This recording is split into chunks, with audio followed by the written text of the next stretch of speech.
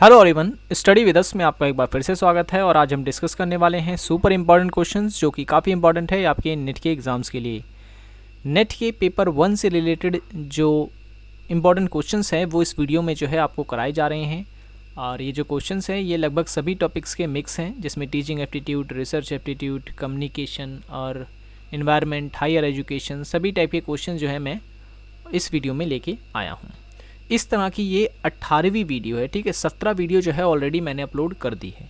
अगर वो वाली वीडियोस आपने नहीं देखी है तो आप उसे देख सकते हैं, ठीक है। क्योंकि ये रिवीजन वीडियो है तो इसमें मैं सिर्फ और सिर्फ इम्पॉर्टेंट जो क्वेश्चंस है वही करवा रहा हूँ, ठीक है। और इनमें कई ऐसे क्वेश्चंस हैं जो कि पहले भी एग्ज़ाम में पूछे गए हैं, तो वो क्वेश्चन भी जो है मैंने इसमें इंक्लूड कर रखे हैं। और अगर आप तैयारी कर रहे हैं एनटीए नेट पेपर 1 की सिलेबस वाइज, तो सिलेबस वाइज भी जो है आपको हमारे चैनल पर वीडियोस मिल जाएंगी। एनटीए नेट पेपर 1 के नाम से हमारी अलग से प्लेलिस्ट बनी हुई है, जहाँ पर हर एक टॉपिक पर वीडियोस आपको वहाँ पर मिलेगी। लिंक डिस्क्रिप्शन में दे दी है, ऊपर आई बटन पे क्लिक करके भी आप जो है हमारी सभी वीडियोस को देख सकते हैं, ठीक है, टॉपिक वाइज। तो चलिए शुरू करते हैं। पहला जो आज का सवाल है वो ये है कि इंद्रियों के प्रशिक्षण की संकल्पना किसके द्वारा दी गई है, ठीक है। इंद्रियों के प्रशिक्षण की संकल्पना किसके द्वारा दी गई है? तो इसका जो सही आंसर है, देखिए इसमें दो जो विचारक हैं उनका नाम पहले आता है। जैसे पहले हैं मॉन्टेसरी और फ्रोएबल है ये, ठीक है। फ्रोटेबल नहीं, फ्रोएबल। तो सही आंसर हो गया ऑप्शन नंबर सी। ए और बी जो है दोनों ही सही हैं, ठीक है। ए और बी, मॉन्टेसरी और फ्रोएबल के द्वारा जो है इंद्रियों के प्रशिक्षण की बात की गई थी। अब हमारी जो इंद्रियां होती हैं हमारे शरीर में, ये 5 तत्वों में बटी हुई हैं। जैसे कि आँख, ठीक है, आँख हो गया, नाक, कान, जीभ या जीवा और त्वचा। ये 5 इंद्रियां मानी जाती है मानव में, ठीक है। तो ये आपको याद रखनी है। नेक्स्ट क्वेश्चन है, व्यष्टि अध्ययन का प्रयोग मुख्यतः कहाँ किया जाता है, ठीक है। क्वेश्चन एक बार मैं फिर से पढ़ देता हूँ। व्यष्टि अध्ययन का प्रयोग मुख्यतः कहाँ किया जाता है? तो देखिए व्यष्टि अध्ययन का मतलब कि इंग्लिश में जिसे हम बोलते हैं माइक्रो स्टडी, ठीक है। तो इसका जो प्रयोग है वो किया जाता है जीव विज्ञान में भी, ठीक है, और इतिहास में भी किया जाता है और समाजशास्त्र में भी किया जाता है। तो सही आंसर हो गया इसका ऑप्शन नंबर डी, उपयुक्त सभी में किया जाता है, ठीक है। और भी कई सारे विषय होते हैं जैसे मनोविज्ञान, ठीक है, मनोविज्ञान में भी किया जाता है। प्रबंधन यानी मैनेजमेंट, इसमें भी किया जाता है, ठीक है। तो ये आपको इसमें याद रखना है। नेक्स्ट क्वेश्चन है, शिक्षण की अनुमानित विधि का प्रतिपादन किसके द्वारा किया गया था, ठीक है। अनुमानित विधि जिसे इंग्लिश में हम बोलते हैं अप्रोक्सीमेट मेथड, ठीक है, किसके द्वारा इसका प्रतिपादन किया गया था? तो इसका सही जो आंसर है वो है professor Armstrong, option number B, ठीक है। प्रोफेसर आर्मस्ट्रॉन्ग ने जो है अनुमानित विधि का प्रतिपादन किया था, ठीक है। इस विधि में होता क्या है? इसमें होता यह है कि छात्रों में जांच की भावना विकसित करना जो है इसका मुख्य उद्देश्य रहता है, ठीक है। छात्रों में जांच की भावना विकसित करना, ये मुख्य उद्देश्य होता है अनुमानित विधि का, ठीक है। इसमें जो छात्र होता है वो ज्ञान का प्रयोग ही नहीं करता बल्कि ज्ञान की आविष्कारक भी बन जाता है, ठीक है। इस विधि के तहत ये याद रखें आप कि जो छात्र होते हैं वो ज्ञान का प्रयोग ही नहीं करता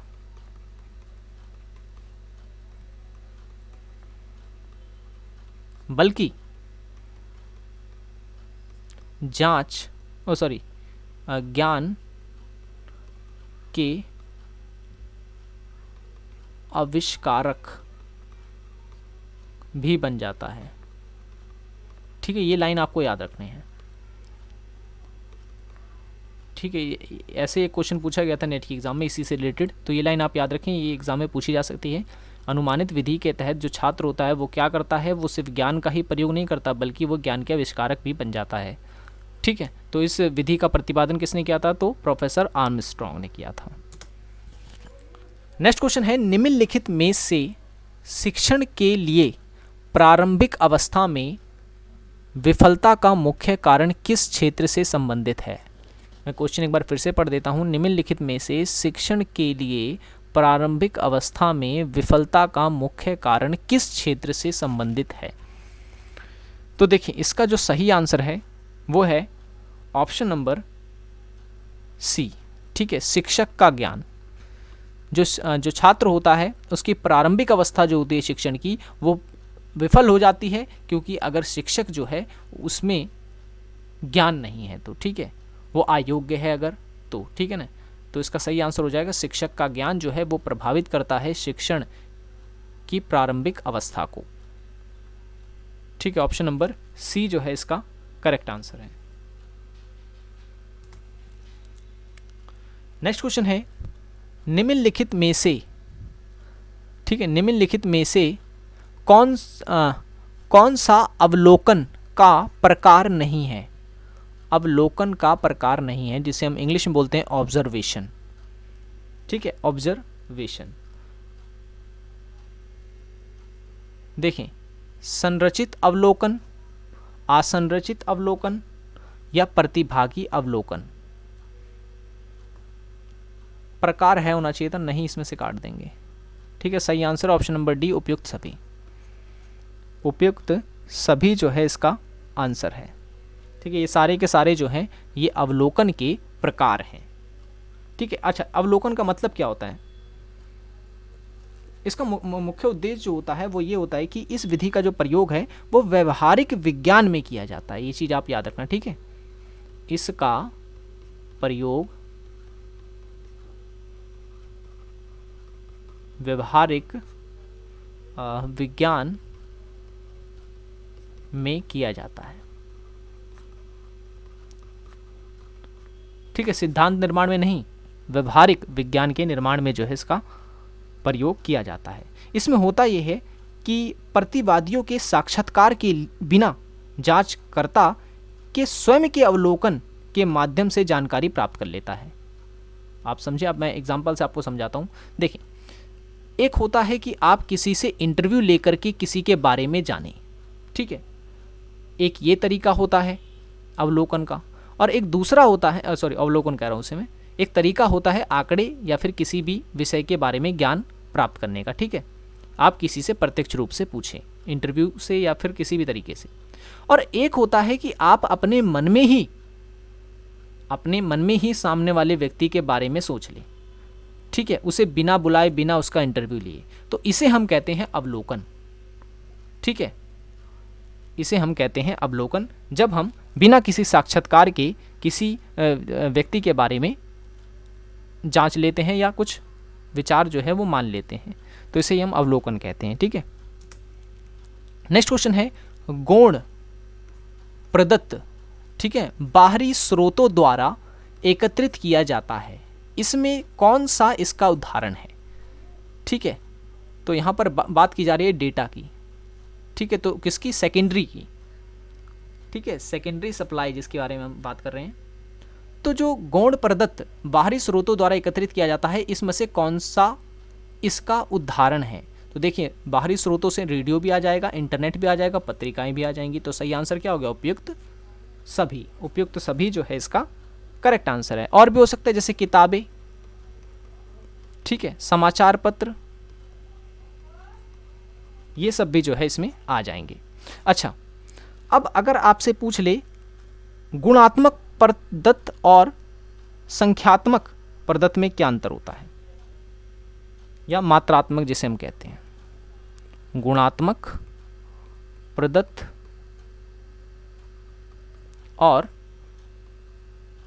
मात्रात्मक प्रदत्त में क्या अंतर है। तो दोनों में अंतर यह है कि गुणात्मक जो होता है, ठीक है, इसमें संख्याओं का इस्तेमाल नहीं किया जाता, संख्याओं का इस्तेमाल इसमें नहीं होता है। जबकि मात्रात्मक जो प्रदत्त होते हैं इसमें संख्याएं इस्तेमाल की जाती हैं, जैसे सर्वेक्षण वगैरह किया जाता है ना, आंकड़े, जो आंकड़ों से संबंधित होता है वो होता है मात्रात्मक प्रदत्त। ठीक है, ये चीज़ आपको याद रखनी है। जो आंकड़ों से जुड़ा होता है वो मात्रात्मक प्रदत्त होता है, जो आंकड़ों से नहीं जुड़ा होता वो गुणात्मक प्रदत्त होता है। एक होता है वस्तुनिष्ठ प्रदत्त भी होता है, विषयनिष्ठ प्रदत्त भी होता है। तो वस्तुनिष्ठ प्रदत्त ये होता है जब हम एक से अधिक व्यक्ति जिसमें शामिल होते हैं, ठीक है, तो वस्तुनिष्ठ प्रदत्त कहलाता है। जबकि जो विषयनिष्ठ प्रदत्त होता है उसमें किसी एक व्यक्ति या किसी एक वस्तु के बारे में हम चर्चा करते हैं या फिर उसके बारे में जांचते हैं। ठीक है, तो ये चीज़ आपको याद रखना है। अब देखिए मैथ का क्वेश्चन है कि एक कार्यालय है जिसमें 108 पंखे हैं। ठीक है, फैन कितने हैं? 108। और कूलर कितने हैं? कूलर कितने हैं? तो कूलर है 132। कह रहा है इनमें से यदि 1/6 पंखे और 1/4 कूलर टूट जाएं, कूलर कितने? 1/4 टूट जाएं और पंखे कितने? 1/6 टूट जाएं, तो उस कार्यालय में कितने पंखे सुरक्षित बचे बताने हैं।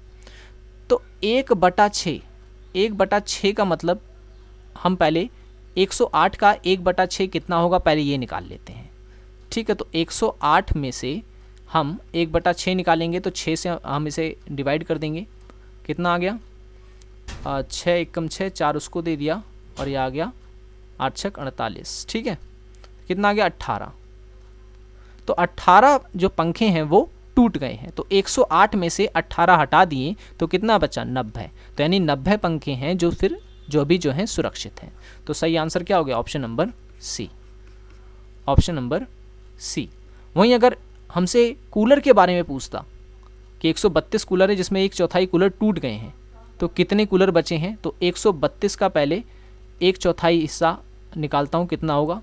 तो इसे अगर करता हूँ तो 4 तियाँ 12, एक हासिल 4 तियाँ 12, तो 33 आ गया। ठीक है, यानी 33 कूलर जो हैं वो टूट चुके हैं। तो 132 में से जब मैं 33 घटा दूंगा तो कितना बचेंगे? 99, यानी 99 कूलर जो हैं वो सुरक्षित हैं। अगर कूलर पूछता तो ये आंसर होता, और अगर पंखे पूछा है तो आपका आंसर 90 है। नेक्स्ट क्वेश्चन है, निम्नलिखित में से कौन सा एक एप्लीकेशन सॉफ्टवेयर नहीं है? MS ऑफिस एक एप्लीकेशन सॉफ्टवेयर है, मोजिला फायरफॉक्स भी है, फोटोशॉप भी है और गूगल नहीं है। ऑप्शन नंबर डी इसका करेक्ट आंसर है, क्योंकि गूगल एक सर्च इंजन है। ठीक है, गूगल हो गया, याहू हो गया, याकुट हो गया, ठीक है ना, ये सारे के सारे जो हैं ये एक सर्च इंजन है। ओके, तो आज की वीडियो में इतना ही। आई होप ये वीडियो आपको पसंद आया होगा। वीडियो पसंद आया तो लाइक करें, चैनल को सब्सक्राइब नहीं किया तो जरूर कर लें ताकि ऐसी वीडियोज़ की नोटिफिकेशन आपको मिलती रहे। सो मिलेंगे नेक्स्ट वीडियो में। Thanks for watching this video.